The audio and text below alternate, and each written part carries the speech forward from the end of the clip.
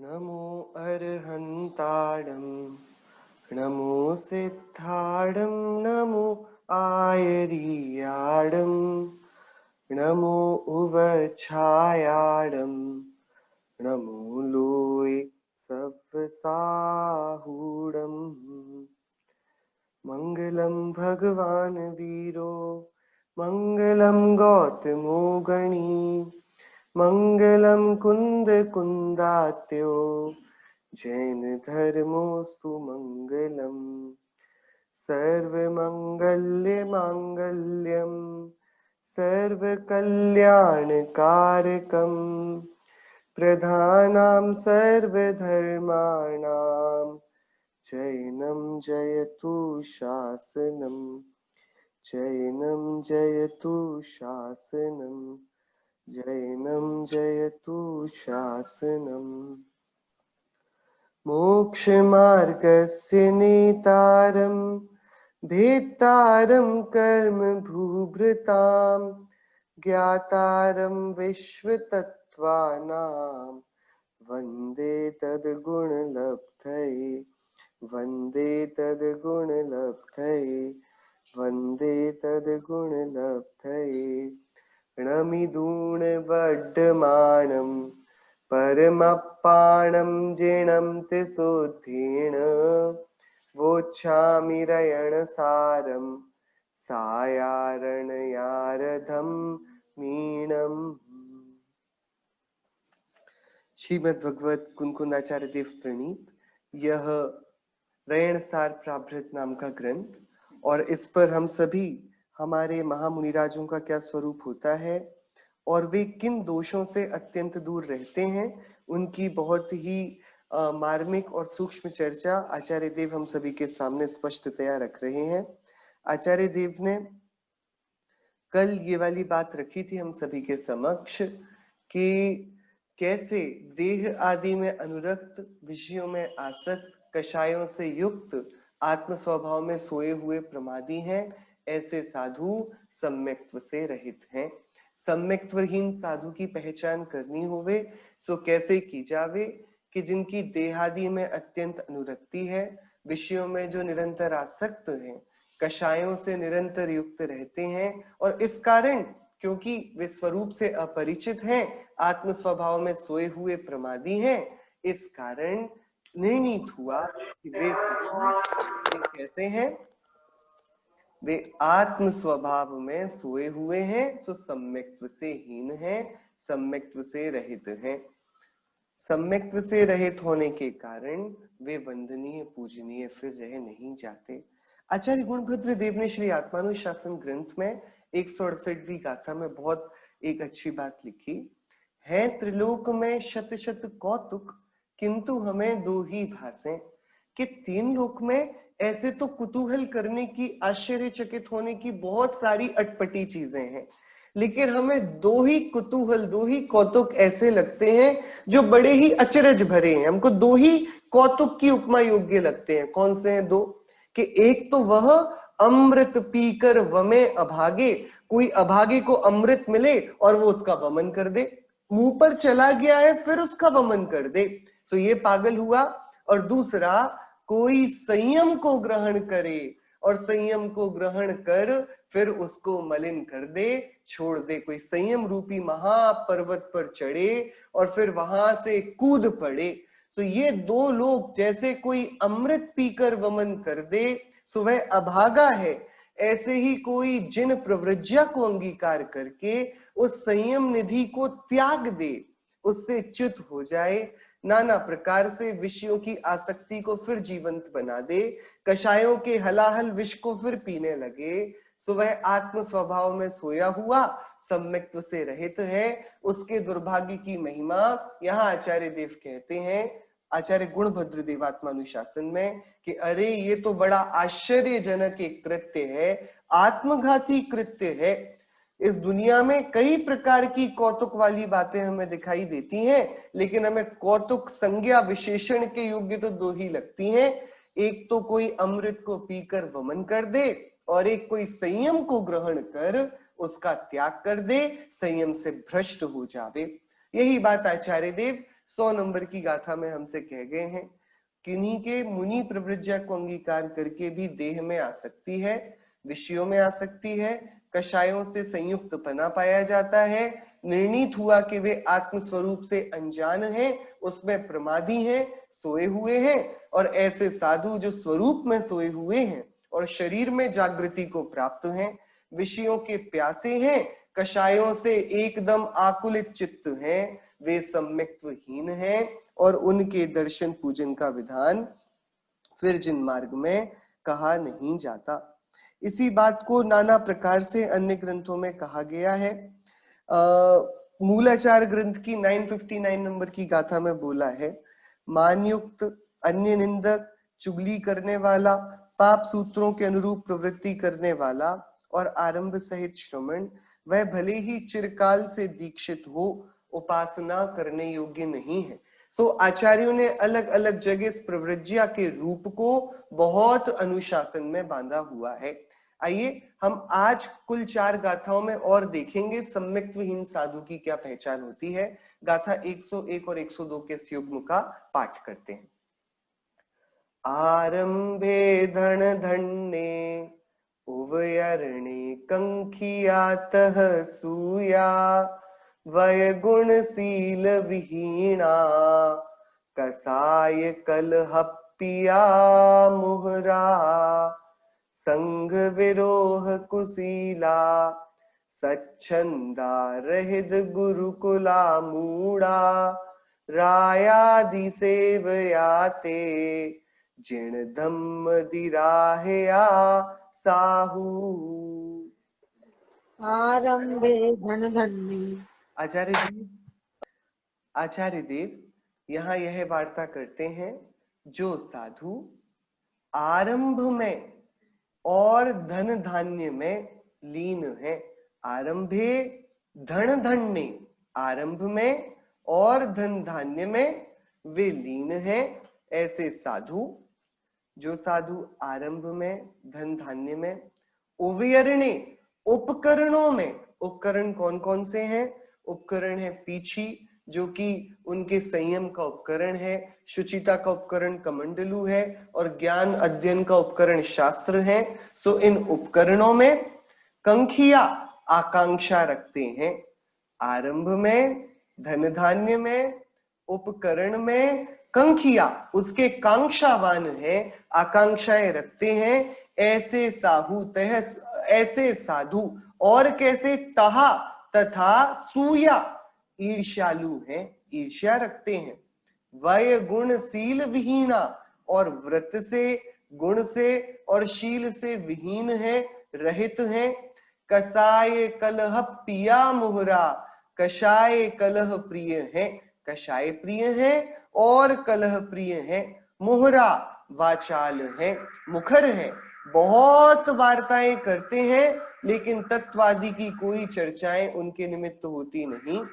जो साधु आरंभ में, धन धान्य में, उपकरणों में आकांक्षाएं रखते हैं तथा ईर्ष्यालु हैं, व्रत गुणशील से रहित हैं, कषाय प्रिय हैं और कलह प्रिय हैं, वाचाल हैं, संयमित जिनके वचन नहीं, और कैसे? संग विरोह कुशीला, संग का विरोध करते हैं, कुशील रत हैं, सच्छंदा स्वच्छंद है, रहित गुरुकुला मूढ़ा, गुरु के समीप नहीं रहते, गुरुकुल से रहित हैं, मूढ़ हैं, अज्ञानी हैं। रायादि सेवया, राजा आदि की सेवा करते हैं, ते वे साधु, जिण धम्म विरायः, जैन धर्म के विराधक हैं। क्या बोल रहे हैं आचार्य देव? कौन से साधु जिन धर्म के विराधक बन जाते हैं? वे साधु जो कि आरंभ का सेवन करने लगे, धन धान्य आदि की चिंता करने लगे, और अथवा अपने उपकरणों में ही नवीनता की चाहना करने लगे, ईर्ष्यालु हो जावे, व्रत गुणशील संयम से रहित हो जावे, कषाय प्रिय हो, कलह प्रिय हो, वाचाल हो, संघ का विरोध करने लगे, अपने ही संघ में अंतर विरोध जिनके हृदय में उत्पन्न हो जाए, और अपनी कुप्रवृत्तियों से संग भेद करने लगे, कुशील हो जावे, शीलाचरण को छोड़ देवे, स्वच्छंदी हो जावे, अपने गुरु के समीप ना रहें, गुरु से दूर हो जावें, एकांत में बिना गुरु की आज्ञा के प्रवर्तन करने लगें, अज्ञानी रहें, ज्ञान का सेवन ना करें और राजा आदि की सेवा प्रशंसा करने लगे, उनके दरबार में जाकर उनके सेवक तुल्य प्रशंसक हो जावें, ऐसे साधु जैन धर्म के विराधक हैं। वे जैन धर्म की गरिमा का खंडन करते हैं, वे जैन धर्म के पवित्र नाम पर उपसर्ग ढाते हैं। यह साधुओं के योग्य कार्य नहीं जो जो इनमें कार्य गिनाए गए हैं।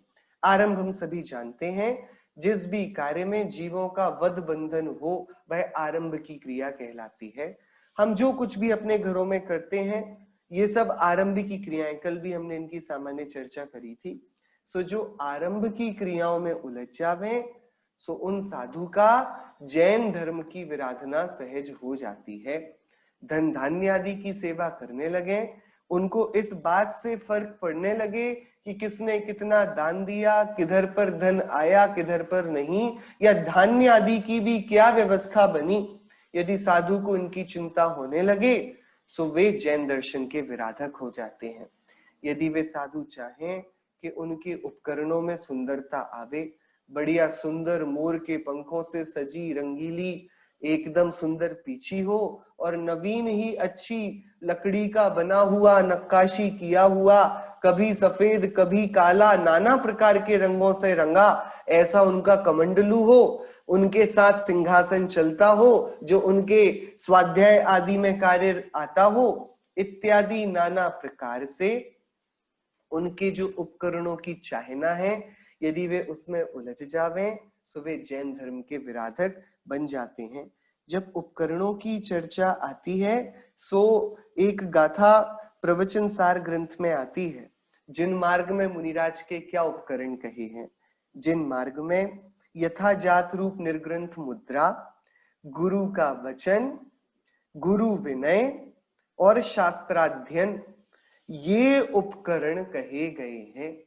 ये बाहर के उपकरण तो है ही, परमार्थ उपकरण क्या है कि जो मुनिराज निर्ग्रंथ रूप को उन उपकरण के रूप में देखते हैं, मोक्ष मार्ग में भवसागर से तिराने वाली नाव के रूप में शरीर की निर्ग्रंथता अपरिग्रहता को उपकरण के रूप में देखते हैं, गुरुओं की आज्ञा में वर्तते हैं, गुरुओं के वचनों का विचार करते हैं, गुरु की विनय करते हैं और शास्त्राध्ययन करते हैं, ये मुनिराज के उपकरण हैं। ये मुनिराज इन उपकरणों में आदर सहित वर्तते हैं।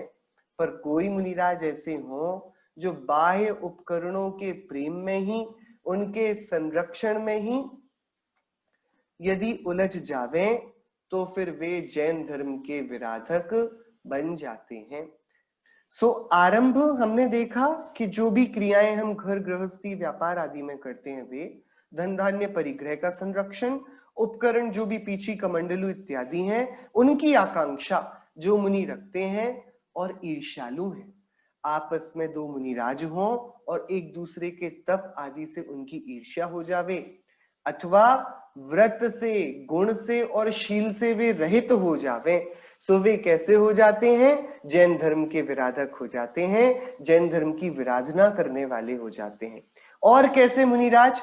कि वे कषाय प्रिय हो, उन्हें कषायों में ही रस आता हो, उन्हें निरंतर क्रोध मान माया लोभ इन कषायों की सेवा ही इष्ट लगे, वे इन्हीं के जालों में उलझने में अपने मनोरंजन माने, अपने साधुत्व की सफलता माने, सो वे जैन धर्म के विराधक हैं। कलह प्रिय, झगड़े कराते हो, लोगों को लड़ाते हो, अपने से जो प्रशंसक हैं उन प्रशंसकों को ना देखते हुए, उनको ना सहन, उनको अपना भक्त बनाकर जो उनके निंदक हैं उनके प्रति उनको खड़ा करते हुए ऐसी कलह कराते हैं। यहां जाकर नहीं, ये वाली समाज में अच्छा नहीं हो रहा है, ऐसा करना चाहिए, तो समाज में विद्वेष पैदा कराते हैं। पुरानी हमारी धरोहर इत्यादि हो उन सब में भी अपने नाना आडंबरों के चलते, मिथ्याग्रहों के चलते परिवर्तन आदि का कलह कराते हो। इस प्रकार यदि वे कराते हैं सो वे जैन धर्म के विराधक हैं। उनका काम कलह कराना नहीं, वे तो शांति का, आनंद का, भेद ज्ञान का, मुक्ति मार्ग का संदेश उपदेश देने वाले होते हैं। वाचाल हैं, उनकी अपनी वाणी पर, वचन पर संयम नियंत्रण नहीं है। उनके हृदय में जो कुछ भी आ जाए, क्योंकि कषायों से भीगा उनका चित्त है, सो नाना प्रकार के खोटे ख्याल उनके हृदय में पनपते हैं कषाय से युक्त। सो वे ही वचन में आकर कषाय युक्त वचन वे बोलते हैं। वे यूं भी बोल जाते हैं जिनसे किसी को, जो हमने कल देखा था, मुनिराज के संतापकारी वचन नहीं होते, मुनिराज के किसी को मारने के, दंड देने के वचन नहीं होते, किसी के विद्वेष के, चुगली करने के वचन नहीं होते। हमने 3 दंडों की चर्चा में वह देखा था ना। लेकिन अंदर कषाय में इतने भीगे हैं कि उस सब का आवेश में विस्मरण कर वे दूसरों की निंदा करने लग जाते हैं, ऐसे वचन बोलने लग जाते हैं जो मुनिराज तो क्या, सदगृहस्थ भी प्रयोग में नहीं लेते। वे ऊंचे मुनि पद में ये बोलते हुए कि हमको बोलना नहीं चाहिए, वो सब कुछ बोल जाते हैं जो श्रावकों को सुनना भी योग्य नहीं लगता। सो ये वाचाल हो जाना, जो मुनिराज वाचाल हो जाएं, वे जैन धर्म के विराधक बन जाते हैं, संघ का विरोध करते हैं। संघ का विरोध करते हैं यदि उन्हें लगे कि इस संघ के अनुशासन के दायरे में हम फीके पड़ते हैं, हमारी योग्य पूछ परख नहीं होती, अथवा हमारे जो साधर्मी मुनिराज हैं उनकी पूछ परख ज्यादा होती है, तो संघ में कलह का, विरोध का वातावरण बनाते हैं। नाना प्रकार की वृत्तियों से संघ में मालिन्य को लेकर आते हैं। कुशील है, अपने ऊंचे शील से भ्रष्ट होते हैं, उच्च मुनि प्रव्रज्या के आचरण में रत नहीं रहते, कुशील रत हो जाते हैं, स्वच्छंद होते हैं।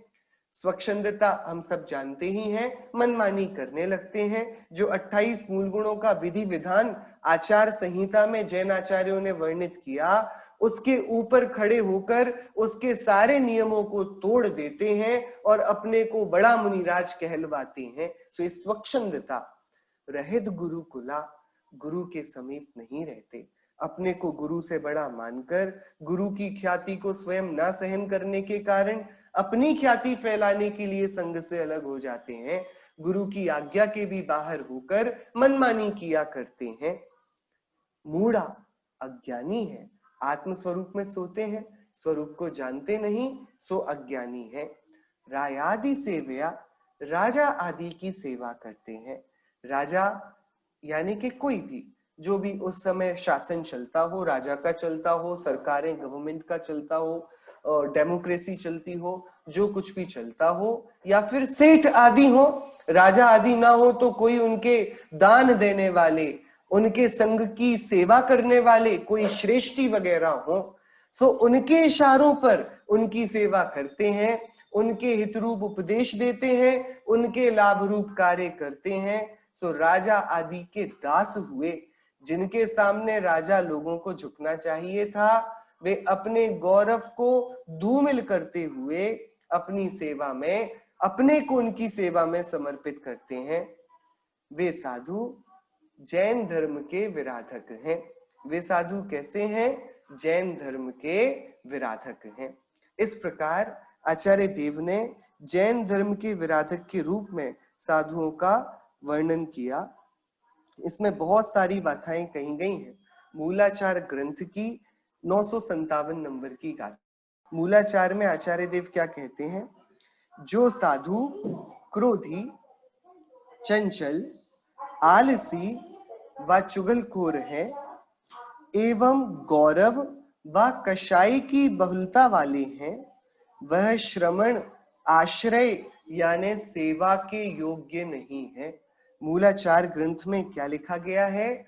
ऐसे साधु जो क्रोधी हो, चंचल हृदय वाले मतलब कषाय प्रिय, कलह प्रिय हो, आलसी हो, प्रमादी हो, अपने व्रत तप गुणशील में आलसी हो, स्वच्छंद हो, अथवा चुगलखोर हो, पैशून्य रत हो, ईर्ष्यालु हो, अथवा गौरव और कषाय की बहुलता वाले हो। यदि ऐसे मुनिराज स्पष्टतया सामने हमको लक्षण से दिखते हैं, इनको पहचानने का कैसे होगा काम? कि हमारी सारी वृत्तियों का दर्पण हमारे 3 योग होते हैं, मन योग, वचन योग और काय योग, बराबर। सो हृदय में जो चलता है वह वचन में, और वचन में ना आ पाए तो हमारी वृत्ति में आ जाता है, काय चेष्टा में आ जाता है। जैसे आपसे कोई बात कर रहा हो और यदि उसको आपकी बात ना रुचती हो, भले ही वह वचन से यह प्रकट ना करे कि वह आपसे असहमत है, पर उसके चेहरे को, उसके हाव भाव को, उसकी बॉडी लैंग्वेज को देखकर आप समझ जाते हैं इनको हमारी बात रास नहीं आई। ऐसे ही हृदय की सारी बातें, मन के सारे परिणाम ये देहगत हैं, शरीर में देखे जाते हैं, वचनगत भी हैं, वचन से अंदर के मन भेदों को जाना जाता है। सो यहाँ आचार्य देव ने कहा, जो साधु क्रोधी दिखें अथवा चंचल हृदय वाले दिखें, स्थिर गंभीर ना दिखें, आलसी होवे अपने 28 मूल गुणों की पालना में, चुगलखोर होवे, पैशून्य होवे, मायाचारी होवे, ईर्ष्यारत होवे और मान तथा कषाय की बहुलता वाले होवे। यदि कोई ऐसे मुनिराज होवे और सामने प्रत्यक्षतया इन लक्षणों से देखे जावे, तो वहां पर स्पष्ट लिखा, ऐसे श्रमण आश्रय के योग्य नहीं है, मतलब इनकी सेवा नहीं करनी, इनको नमस्कार नहीं किया जाता। ये स्पष्ट आचार्यों का मत है। बड़ी आश्चर्य का विषय है ये और बहुत विचार इसमें हम सभी को सम्मिलित रूप से अपेक्षित है। आचार्यों ने जब जब भी श्रमणों का ग्रंथ, श्रमणों का रूप बताया है, ऐसा एक भी ग्रंथ नहीं रहा जिसमें श्रमणचर्या का विधान हो और उस ग्रंथ में जो श्रमणचर्या से पतित हो स्वच्छंद वृत्ति करने के लिए निकल जावे, उन मुनिराजों को चेतावनी ना दी गई हो और श्रावकों को उनकी वंदना करने का निषेध ना किया गया हो। आप पढ़िए लिंग पाहुड़ ग्रंथ को, आप पढ़िए बोध पाहुड़ को, भाव पाहुड़ को, ये नाना प्रकार के दर्शन पाहुड़ को। आचार्य देव ने अष्ट पाहुड़ में, वट्टकेर स्वामी ने भी मूलाचार में, भगवती आराधना में, जिन जिन ग्रंथों में आचार्यों की आचार संहिता पर बात करी, साधुओं के स्वरूप पर बात करी, वहां वहां पर मुनिराजों के नाना प्रकार के भ्रष्ट होने के रूपों को भी गिनाया।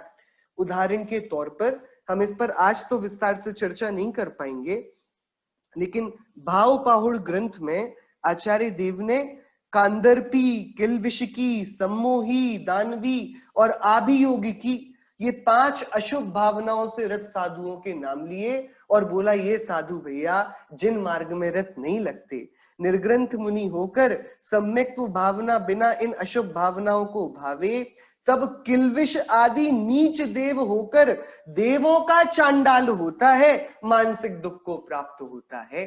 कोई मुनि पद अंगीकार करे और कांदर्पी, किल्विषिकी, सम्मोही, धानवी और आभियोग की इन अशुभ भावनाओं को भावे, सो आचार्यों ने ये वाली बात लिखी कि भाई, हे जीव, तू द्रव्यलिंगी मुनि होकर कांदर्पी आदि 5 अशुभ भावना भाकर प्रहीण देव अर्थात नीच देव होकर स्वर्ग में उत्पन्न हुआ, सो इन भावनाओं का त्याग कर। उसके तत्काल बाद 14 नंबर की भाव पाहुड़ की गाथा है। मतलब भाव पाहुड़ ग्रंथ में भावों की प्रधानता बतानी थी। आचार्य देव ने सबसे पहले द्रव्यलिंगी मुनिराजों को खड़ा किया और बोला, तुम यदि इन भावनाओं में उलझोगे तो तुम अपना बहुत पतन कर लोगे, अहित कर लोगे। 14वें नंबर की गाथा में बोला, हे जीव, तू पार्श्वस्थ भावना से अनादिकाल से लेकर अनंत बार भाकर दुख को प्राप्त हुआ। किससे दुख पाया?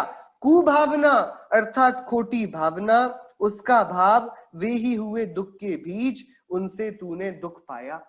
तो देखो क्या क्या करते हैं मुनिराज कि वे पार्श्वस्थ आदि भावनाओं को भाते हैं। क्या इन भावनाओं का स्वरूप है? हम आज अथवा कल इन पर चर्चाएं करेंगे कि मुनिराज कैसे कैसे अलग अलग रीति से जिन मार्ग में अलग अलग चर्याओं को करने वाले, भ्रष्ट होने वाले मुनिराजों के आचार्यों ने अलग अलग नाम देकर बोला है कि नहीं, ये सम्यक्त्व से उन्मुक्त, सम्यक्त्व से विमुख मुनिराज हैं, ये आश्रय के, सेवा के योग्य नहीं। ये हमें गंभीरता से विचारना होगा। जब आचार्य देव इतनी सावधानी से ये वाली बातें लिखते हैं, तो इन बातों का बहुत गहरा कुछ मंतव्य होना चाहिए, जिस पर कल आखिरी में हम सभी ने चर्चा भी करी थी कि हमारा जो दिगंबर मुनिराजों का वेश है वह सबको समझ में आ जावे, सबके गले में उतर जावे, ये बड़ी कठिन बात है। अरे, हमारे भगवान की नग्न मूर्ति देखकर जो लोग नहीं जानते वे उपहास उड़ाने लगते हैं, सो उनको तो पता ही नहीं वे बोलते हैं भैया देखो इनके भगवान के पास तो वस्त्र ही नहीं, और खड्गासन की प्रतिमा हो तो देखकर उपहास उड़ाते हैं। बराबर, क्योंकि जगत में नग्नता यह सामान्य नहीं है, हम सभी वस्त्र पहनते हैं। बराबर, तो ये जो नग्न वेश को धारण करेगा, बहुत कुछ संभावना है कि कोई दूसरे जीव जिनका वीतरागता से परिचय शून्य है, वे इस पर बहुत जल्दी प्रश्न चिन्ह और कुतूहल और उपहास उड़ाने लग जाते। अब यदि कोई ऐसा नग्न वेश धारण कर कुशील आदि की वृत्तियां करेगा, जैसे हुआ था ना दंडक वन में 500 मुनिराजों का संग था, वहां पर राजा था, राजा जिन धर्म सेवी था, वहां पर कुछ चिढ़ते थे लोग जैन मुनिराजों से और राजा की भक्ति से, सो किसी एक व्यक्ति को नग्न वेश धारण कराकर रानी जो गर्भवती थी उसके महल पर भेज दिया। तुरंत पकड़ लिया गया। राजा ने बोला कि अरे ये नग्न वेश धारण करके ऐसा कुशील सेवन करते हैं, और उन 500 मुनिराजों को घानी में पेल दिया।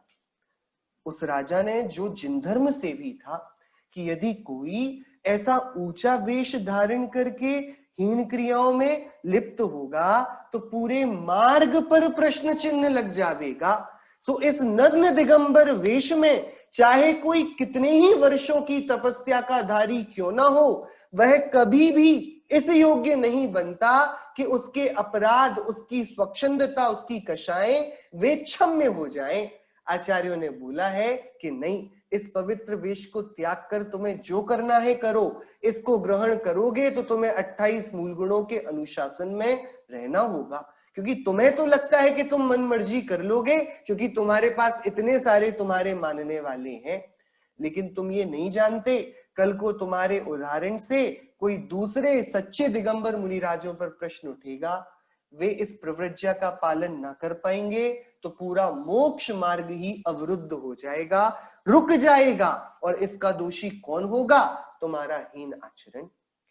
एक प्रश्न आया है, जो श्रावक भी ऐसे होते हैं वो भी तो जैन धर्म के विराधक कहलाएंगे या नहीं? बिल्कुल बनी हुई बात है, कोई जैनी होकर हीन आचरण में प्रवर्तन करे सो भैया वो जैन धर्म को तो लजाते ही है। लोग ऐसे ही बोलते देखो भैया ये कैसे जैनी है, बात तो ठीक है, लेकिन कोई श्रावक वस्त्र आदि को पहने हुए है, जैन कुल में उत्पन्न हुआ है, ठीक है, लेकिन उसने ठेका तो नहीं लिया कि चलो अब हम जैनों के गुरु बनेंगे और जैन धर्म की प्रभावना करेंगे। वो तो घर गृहस्थी में रहता है, उसके मन में भी ये कोई बात नहीं कि हमको उसकी जैन धर्म में रुचि ही नहीं है, मात्र जैन कुल में उत्पन्न हुआ और अपना जीवन जीता है। अब उसको 7 व्यसन में उलझना हो तो उलझे, मांस भक्षण इत्यादि करना हो तो करे, अभक्ष भक्षण करे, रात्रि भोजन करे, जो कुछ करे सो करे। कोई भी सामान्य व्यक्ति उसको जैनों का गुरु मानकर नहीं देखेगा, ये बोलेगा अरे ये कैसा जैन है। सो कैसा जैन है ये बोलने में उस व्यक्ति की निंदा है, जैनियों की निंदा नहीं है। जैनियों की तो प्रशंसा ही है, जैनी ऐसे नहीं होते। लेकिन जब कोई मुनिराज हीन वृत्ति करे तब अब जैन धर्म की निंदा, अरे जैनियों के गुरु ऐसे होते हैं।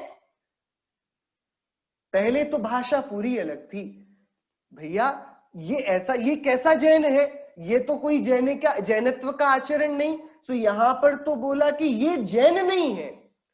अब जब किसी मुनिराज ने जो जैनों के गुरु बने और उन्होंने हीन आचरण किया, सो अब प्रश्न उठ जाएगा कि अच्छा जैनी ऐसे होते हैं, जैसे गुरु वैसे चेले, बात बिल्कुल गड़बड़ा जाएगी।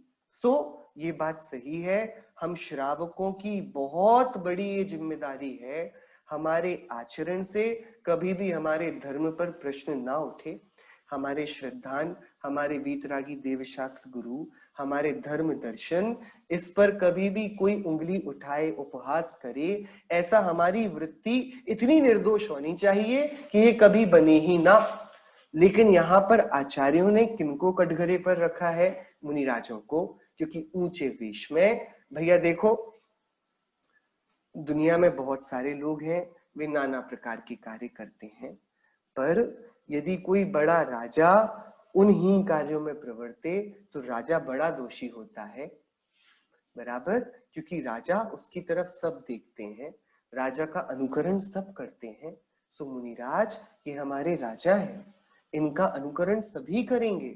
सो इनके पास छोटा भी दोष हो तो बहुत बड़ा अपराध है, और जिन्होंने कोई प्रतिज्ञा नियम ना ली, जिन्होंने कोई तत्वाभ्यास ना किया, वे हीन आचरण में भी वर्तते हो, सो उनके दोष किसी के उदाहरण नहीं बनते, किसी के आदर्श नहीं बनते।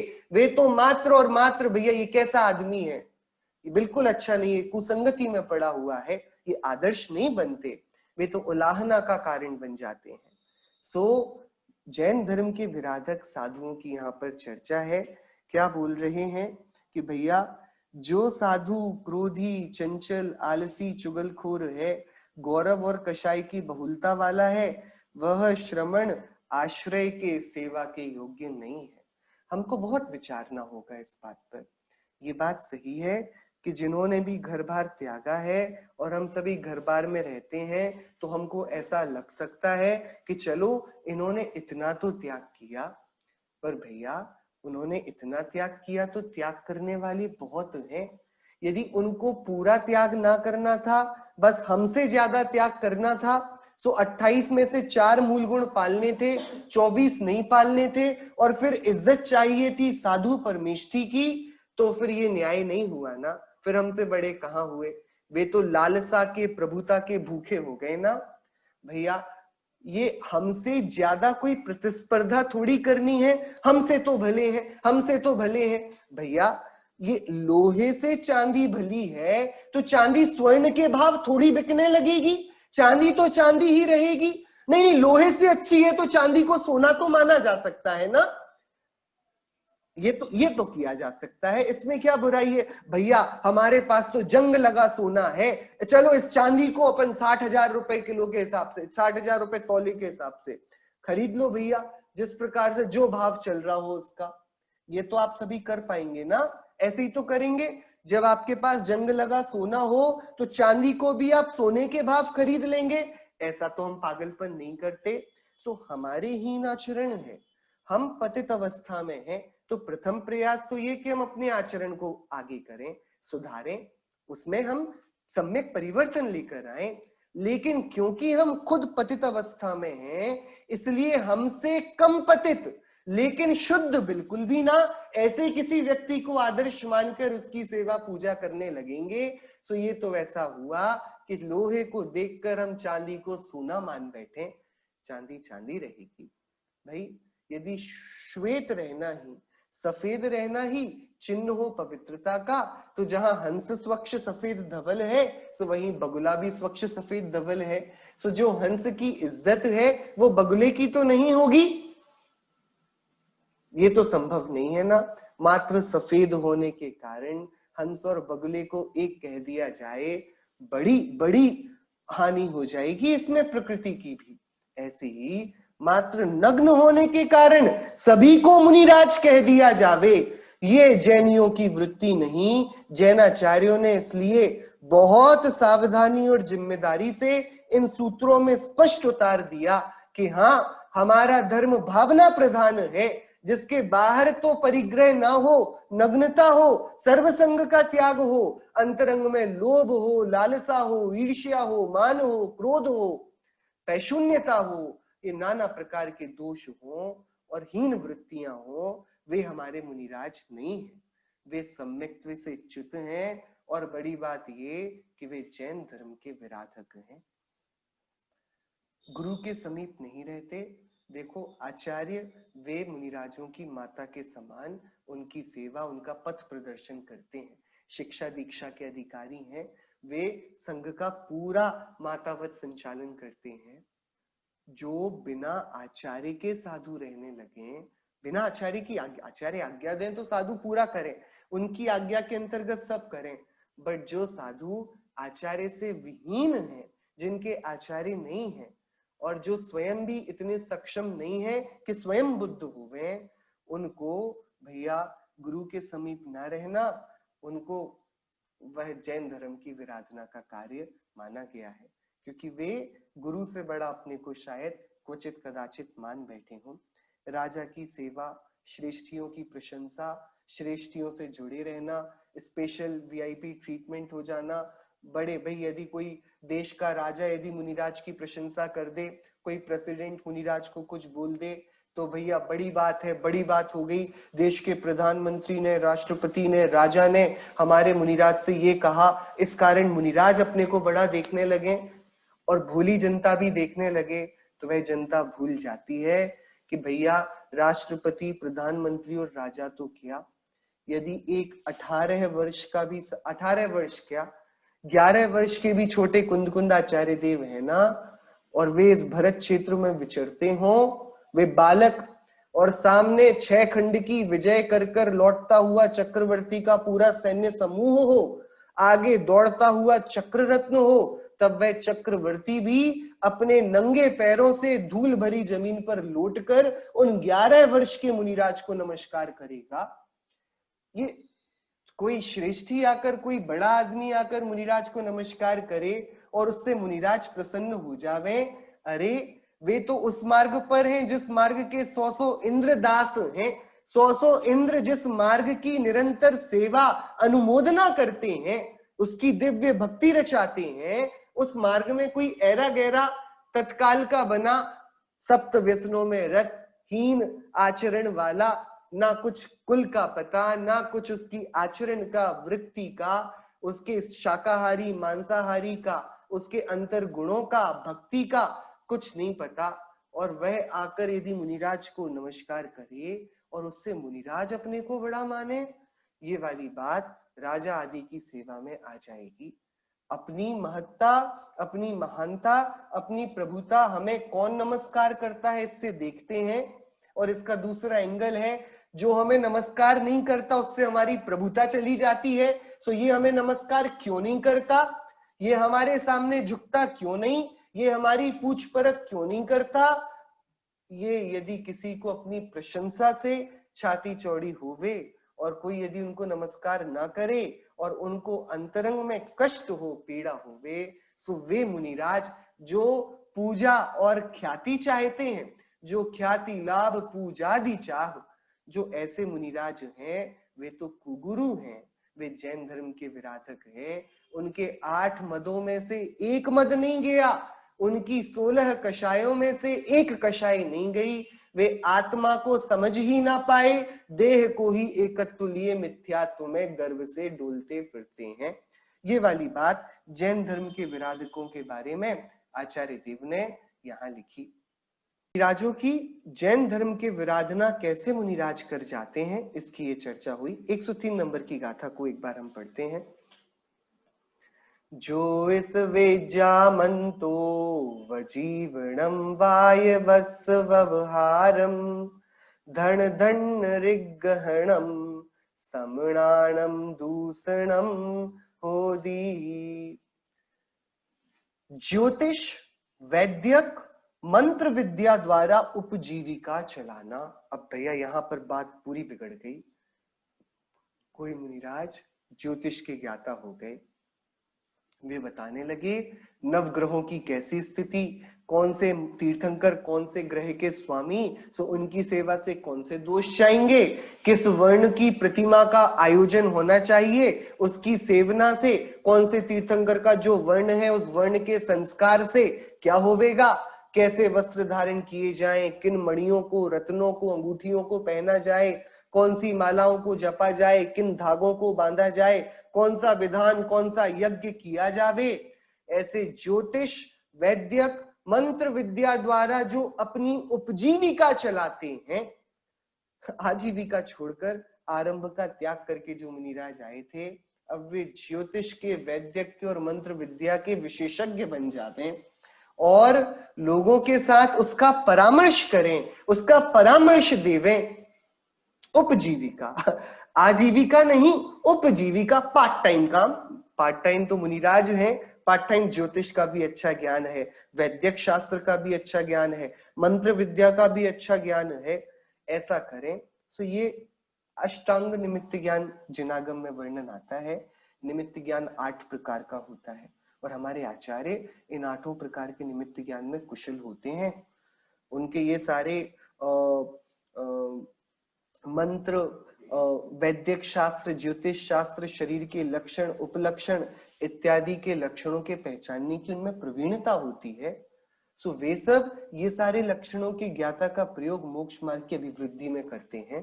कैसे करते हैं? कोई उनसे दीक्षा लेने आए तो वे उसके शरीर के लक्षणों को देखकर समझते हैं कि अरे ये दीक्षा की कठोर साधना को कर पाएगा या ना कर पाएगा। कोई उनसे यदि कोई नियम लेने को आवे, वे उसके लक्षणों से ये देखकर पहचान लेते हैं कि नहीं, इसके लिए इतना ऊंचा नियम योग्य नहीं, ये वाला नियम लो। वे लक्षण शास्त्र के ज्ञाता लोगों को मोक्ष मार्ग में प्रवृत्त करने के लिए होते हैं। वे इसलिए नहीं कि तुम ये करो तो तुम्हारा व्यापार बढ़ेगा, ये वाले कार्य मुनिराज के नहीं होते। इसी को अष्टपाहुड़ ग्रंथ में 5 प्रकार की भावनाएं बताई हैं, जिनसे मुनिराज 5 प्रकार के खोटे कामों में लग जाते हैं और दूषण कार्य होता है साधुओं के लिए। मैं उनका स्वरूप पढ़ता हूं, बस अपना समय बस हो ही गया। जो मुनि कहलावे और बस्ती का बांधकर आजीविका करे, उसे पार्श्वस्थ वेशधारी कहते हैं। मुनिराज एक स्थल चुन लें, वहां अपना संकुल बना लें, अपना मंदिर, धर्मशालाएं, साधुओं की कुटिया बना लें, अब वहीं पर रहें। सो अब वहीं रहते हैं, वहीं सदाकाल वर्तते हैं और वहीं पर अब उनकी आजीविका उपजीविका चलती है। इसको बोलते पार्श्वस्थ भावना। क्या बोलते हैं इसको? ये मूल आगम के शब्द हैं, ये मुनिराजों के स्पष्ट, ये इस रीति से 2000 वर्ष पूर्व लिखित ये ग्रंथ हैं। मतलब तब भी ऐसी भ्रष्ट वृत्ति हृदय में उदित होने की संभावनाएं बनती होंगी, तभी तो आचार्यों को 2000 वर्ष पूर्व ये लिखना पड़ा। पहली भावना कौन सी है जिससे साधु अपने साधु वेश को दूषित करते हैं? पार्श्वस्थ भावना। क्या होती है ये?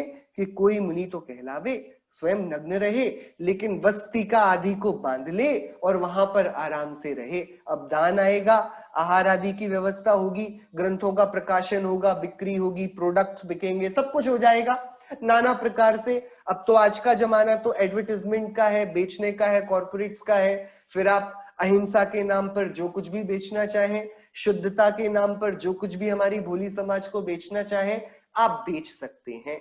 ये जो भावना है ना, यदि मुनिराज की अनुमोदना से होती है तो ये पार्श्वस्थ है।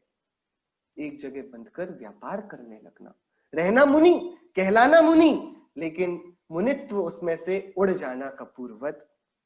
दूसरी भावना, जो कषाई होकर व्रताधिक से भ्रष्ट रहें, संघ की अभिनय करें, इस प्रकार के वेशधारी मुनिराज को कहते हैं कुशील।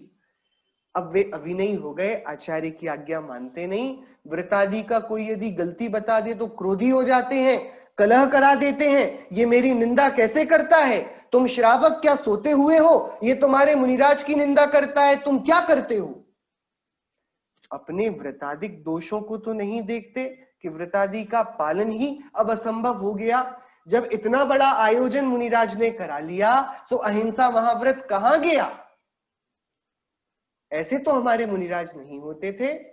अब जब व्रत से दूषित हो गए, लेकिन यदि कोई कुछ बोले सो ये मुनिराज अभिनय करने लगे व्रतों की, संघ की, प्रवृज्या की, सो इनको कुशील कहते हैं। तीसरे, पहली पार्श्वस्थ, जो कि आजीविका, एक जगह रुककर रहने लगे, पार्श्वस्थ रहकर आजीविका करने लगे, वही उनका घर, उनका डेरा हो जाए। दूसरे कुशील, संघ की आज्ञा में ना रहें, व्रतों में प्रीति ना करें, व्रतों को तोड़ दें। हाँ, है मुनिराज भैया, देश काल के हिसाब से व्रतों का थोड़ा रूप तो बदलेगा ना, उसका थोड़ा तो एडजस्टमेंट मिलेगा ना। इस कारण ये सब एक्सेप्टेड है, ये डेविएशन जो है ये एक्सेप्टेड है, ये विद इन द लिमिट्स है। ऐसा अपनी मनगढ़ंत बातें सिद्धांत के विरुद्ध कह दें, सो वे कुशील मुनिराज हैं। तीसरे, जो इस गाथा में दिए, इस जो गाथा में है ना मुनिराज, इनको बोलते हैं संसक्त, जो वैद्यक, ज्योतिष विद्या मंत्र की आजीविका करे, राजादि का सेवक होवे, इस प्रकार के मुनि वेशधारी को संसक्त कहते हैं।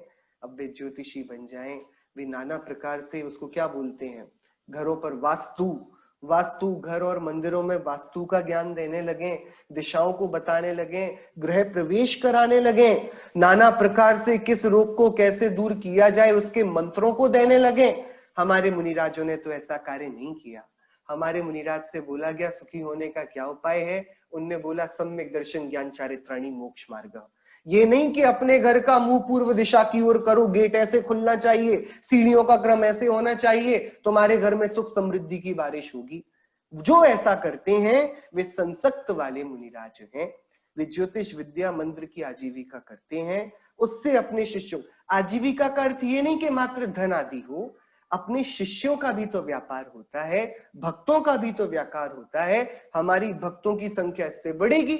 सरल सी बात है, मैं आपको कल को कोई बूटी देने लगूं जो आपको एकदम प्रसन्न कर दे दिन भर, तो आप सब मानोगे ना मेरी बात, अरे इनके पास तो बढ़िया चमत्कारी कोई दवा है, कोई मंत्र है, कोई औषधि है। बड़ा आसान होता है। जो भक्त जनता है वो बहुत आसानी से इन बातों में उलझ जाती है। 3 प्रकार के मुनिराज हो गए जो दूषित करते हैं साधु वेश को। पार्श्वस्थ, इसके बाद कुशील मुनिराज और संसक्त, ये 3 प्रकार की भावनाएं। तो चौथा, जो जिनसूत्र से प्रतिकूल, चारित्र से भ्रष्ट, आलसी, इस प्रकार के वेशधारी हों उनको अवसन्न कहते हैं। आलसी हैं, प्रमादी हैं और जिन सूत्र के प्रतिकूल वर्तते हैं, चारित्र का कोई आसरा नहीं लेते। और 5वें, और इनका नाम बड़ा कठोर है, गुरु का आश्रय छोड़कर एकाकी स्वच्छंद प्रवर्ते, जिन आज्ञा का लोप करे ऐसे वेशधारी को कहते हैं मृगचारी। जैसे जंगल में जानवर भटकते हैं ना, ऐसे ये साधु भटकता है, क्योंकि अनुशासन तो कुछ बचा नहीं। मृगचारी, इनकी भावना भावे वह दुख ही को प्राप्त होता है। और इसके बाद आचार्य देव ने स्वर्ग के मानसिक दुखों की चर्चा करी इन 2 गाथाओं के बाद, कि भैया ऐसा है, ज्योतिष, वैदिक, मंत्र विद्या आदि द्वारा उपजीविका चलाना, भूत प्रेत झाड़ फूक का व्यापार करना, धन धान्य का प्रतिग्रहण करना, ये काम श्रमण मुनियों के लिए दोषपूर्ण होते हैं। उनके जीवन में पतन का बहुत बड़ा भूचाल लेकर आते हैं। हम सभी एक आदर्श गृहस्थ के तरीके से निर्ग्रंथता की सफल भावनाओं को भावें। हमारे कभी भी जब भी हम तैयारी करके मुनिवेश को अंगीकार करेंगे, हम इन व्यर्थ के झंझावातों में बिल्कुल भी उद्वेलित ना हो। हम बहुत पुनीत भावनाओं से जिनदेव की मार्ग की पवित्र प्रभावना में ही संलग्न रहें। इसी मंगल भावना से जिनवाणी स्तुति। निज निधि निज में बताई यह अनंत उपकार है, उसके लिए जिनवाणी माँ को वंदना शत बार है, उसके लिए जिनवाणी माँ को वंदना शत बार है। नौ।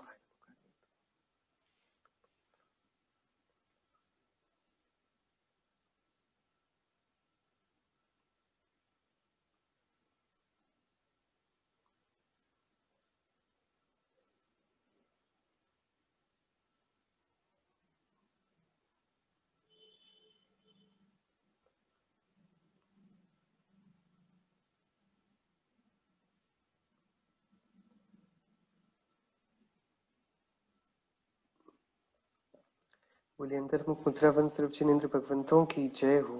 द्वादशांग में जिनवाणी माता की जय हो। समझ वीतरागी भावलिंगी मुनिराजों की जय हो। अहिंसा में जैन धर्म की जय हो।